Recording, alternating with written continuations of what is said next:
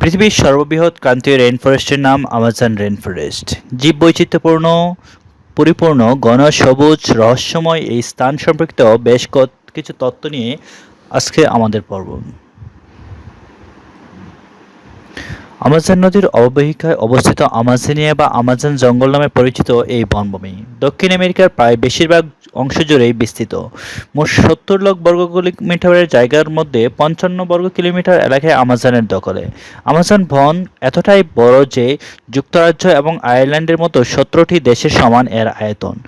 এপার বাংলা ওপার বাংলা সুন্দরবনের মতো আমাজন বনের অংশীদার ৯টি দেশ: Brazil, Bolivia, Peru, Ecuador, Venezuela, Guyana, Surinam এবং ফ্রেঞ্চ গায়ানা। এই ৯টি দেশের মধ্যে আমাজন বনের ৬০% অবস্থিত ব্রাজিলে, ১৩% পেরুতে, ১০% কলম্বিয়ায়, বাকি ১৭% অবস্থিত ৬টি দেশে। আমাজন বনের জীববৈচিত্র্য হল আমাজন নদী, যা পৃথিবীর বৃহত্তম নদী।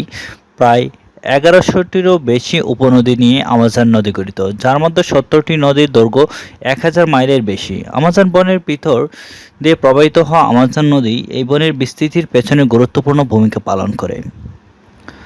আমাজন বনের সৃষ্টি হয়েছিল ইউসিন যুগে। বিশ্বব্যাপী যখন গ্রীষ্মমণ্ডলীয় তাপমাত্রা হ্রাস পায় এবং আটলান্টিক মহাসাগর বিস্তৃতির ফলে আমাজন বেসিনে উষ্ণ ও আর্দ্র জলবায়ুর আবির্ভাব ঘটে, তখন আমাজন বনের উদয় ঘটে। কমপক্ষে ৫৫ মিলিয়ন বছর ধরে আমাজন বনের অস্তিত্ব বিরাজমান।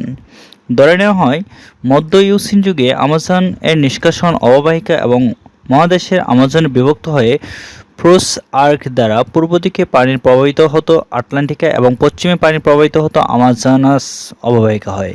প্রশান্ত মহাসাগর আন্দিজ পর্বতমালা উত্থানের সাথে সাথে আরও একটি অববাহিকার সৃষ্টি হয়, যার নাম হচ্ছে সোলিমোয়াস বেসিন। আর এই অববাহিকার সৃষ্টির কারণে ক্রস আর্ক ভেঙে যায় এবং পূর্ব দিকের প্রবাহের সাথে যুক্ত হয় আটলান্টিক মহাসাগরের দিকে প্রবাহিত হয়। আমাজন নদী অববাহিত এই পরিবর্তনটির প্রমাণ করে যে গত ২১,০০০ বছর বিভিন্ন কারণে আমাজন রেইনফরেস্টের বেশ কিছু উল্লেখযোগ্য পরিবর্তন ঘটেছে। আইস এজ এর সময় সাভানা বা নিষ্প্রদ প্রান্তরের কারণে রেইনফরেস্ট কোথাও কোথাও দ্বীপের মতো করে বিভক্ত হয়ে যায়, যার ফলে সেখানে থাকা জীববৈচিত্র্যের মাঝেও বিভাজন ঘটে। আইস এজ শেষ হয়ে গেলে বিভাজিত অংশগুলো পুনরায় এক হয়ে যায় এবং বিভাজিত প্রজাতিগুলো আলাদাভাবে সেই পরিবেশের সাথে যুক্ত হয়। তবে আমাজন বনের কী পরিমাণ পরিবর্তন হয়েছিল তা নিয়ে গবেষকদের মধ্যে বিতর্কের শেষ নেই। অনেক বিজ্ঞানীর মতে উন্মুক্ত বনভূমির কারণে আমাজনের বন অনেকগুলো ছোট ছোট বিচ্ছিন্ন অংশে হ্রাস পায়।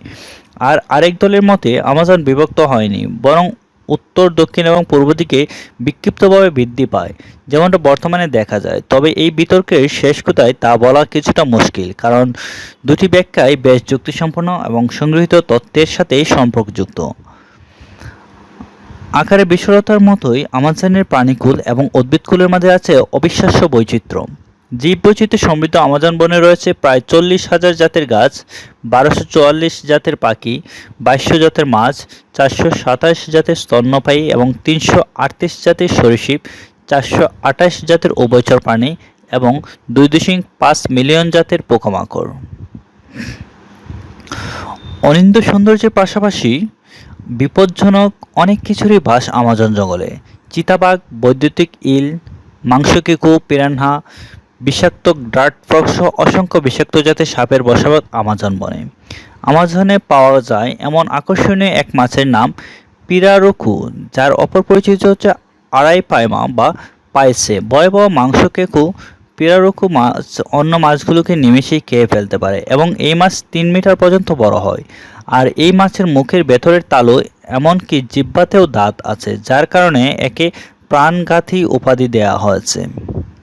আমাজন বনের সাথে মানবকুলের সম্পর্ক বেশ পুরানো। গাছপালা ও জীবজন্তু ছাড়াও আমাজন বনে প্রায় ৪০০ থেকে ৫০০টি আমেরি ইন্ডিয়া অধিবাসী জনগোষ্ঠীর বসবাস। ধারণা করা হয় এদের মধ্যে প্রায় ৫০টি আদিবাসী গোষ্ঠীর সাথে বাইরের পৃথিবীর কোনো সম্পর্ক নেই। অতীতে আমাজন বনে যে সকল মানুষের বসবাস ছিল তারা প্রচলিত বিশ্বাস এবং কর্মক্ষমতার ভিত্তিতে বিভিন্ন সমাজে বিভক্ত ছিল।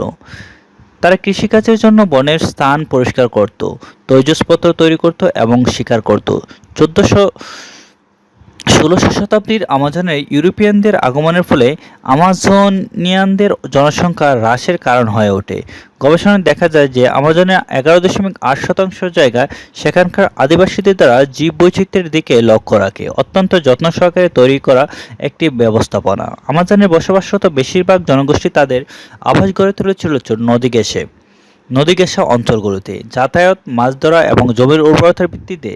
কিন্তু ইউরোপিয়ানদের আগমন তা ব্যাহত হয়। পরবর্তীতে তারা বনের ভিতরের অংশে বসবাস শুরু করে। বর্তমান জনসংখ্যা কমে গেলেও বেশ কিছু আদিবাসী এখন আমাজনে বসবাস করে। যদিও পাশ্চাত্যের ছোঁয়ায় অনেকেই এখন আধুনিক। প্রায় সব বাসিন্দা এখন কৃষিকাজের মাধ্যমে জীবিকা নির্বাহ করে। অনেকে ধাতব পাত্র বানায়, অনেকে পর্যটকদের কাছে হাতের তৈরি জিনিসপত্র বিক্রি করে, আর বাকিরা শহর থেকে নিয়মিত প্রয়োজনীয় জিনিসপত্র এবং খাবার সরবরাহের দায়িত্বে নিয়োজিত থাকে। ব্রাজিলিয়ান আমাজনের বুকে বেশ কিছু বৃত্তাকার নকশা দেখতে পাওয়া যায়। নকশাগুলো আজ পর্যন্ত রহস্যে ঘেরা এবং নৃতাত্ত্বিক এই দাদার উত্তরের সন্ধান এখনও পাননি। ধারণা করা হয় নকশাকৃত অংশগুলো সমাধিক্ষেত্র হিসেবে অথবা সুরক্ষা ক্ষেত্র হিসেবে ব্যবহৃত হতো। এই নকশার সাথে নাজকা রেখার মিল রয়েছে একটি বিষয়। নকশাগুলো কেন সেখানে রয়েছে সেই কারণটি অজানা। আরেকটি ধারণা প্রচলিত যে প্রাচীন আমাজনিয়ানরা এই নকশা শিল্পী ছিলেন। তবে প্রশ্ন হলো, প্রাচীন লোকেরা এই নকশার আঁকার জন্য যন্ত্রপাতি কোথায় পেল? এই প্রশ্নের উত্তর পাওয়াটা কিছুটা কষ্টকর হবে, কারণ গবেষণা করে তেমন কোনো যন্ত্রপাতির তথ্য পাওয়া যায়নি এই নকশা তৈরির কাজে ব্যবহৃত হতে পারে। সারা বিশ্বের যেখানে বৃক্ষ নিধনের খেলা চলছে, আমাজন বনের চিত্র এর বিপরীত নয়। আমাজনের বৃক্ষ নিধনের প্রধান কারণ হলো বসতি স্থাপন। ১৯৬০ সালের আগে আমাজনের ভিতরে প্রবেশ নিষিদ্ধ ছিল। সে সময় যে সকল জমিতে চাষ করা হতো সেখানে অতীতের পদ্ধতিতে প্রয়োগ করা হতো।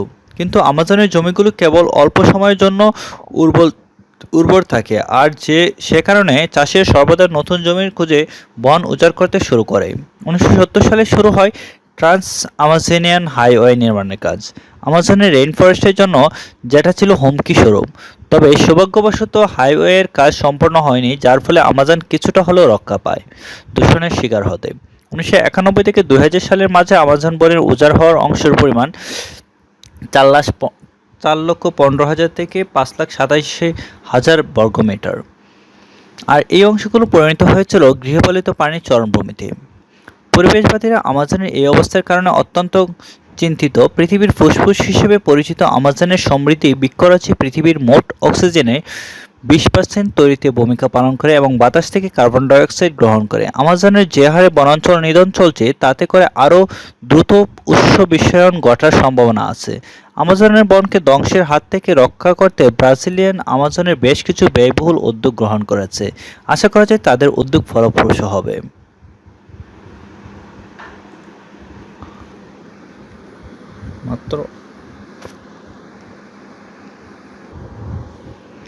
Amazon as the name of one of their first-level administrative regions, and France uses of the name Guyana Amazonia Park for France Guyana Protected and Rainforest Area.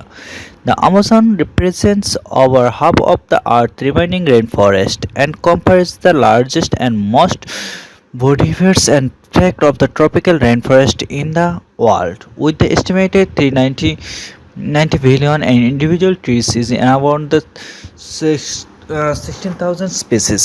More of the 30 million people of 350 different ethnic groups live in the Amazon, which are subdivided into the 9 different national political systems and 3,344 formality acknowledgement. Indigenous and territories. Indigenous people make up 9% of the total population, and 60% of the groups remain largely isolated. Large scale of the deforestation is occurring in the forest, creating different harmful effects. Economic losses due to the deforestation in Brazil could be approximately 7 times higher in the comparison to with the cost of all commodities product through the deforestation. In 2023, the World Bank published a report processing non-deforestation based economic program in the region. The name of Amazon is the said to the form of the Francis or D. Orilla. Part of the type is in the Amazon.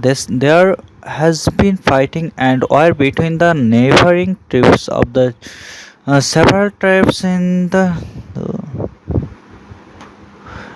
nine countries are the Amazon basin. Most of the rainforest, 58.4% in the continent with the border of Brazil. The other 18 countries in 8 countries included the Peru with the 12.8% and Bolivia 7.7%, Colombia with 7.1%, Venezuela with 6.1%, Guyana with 3.1%, and Ecuador with 1% and Guyana 1.4%.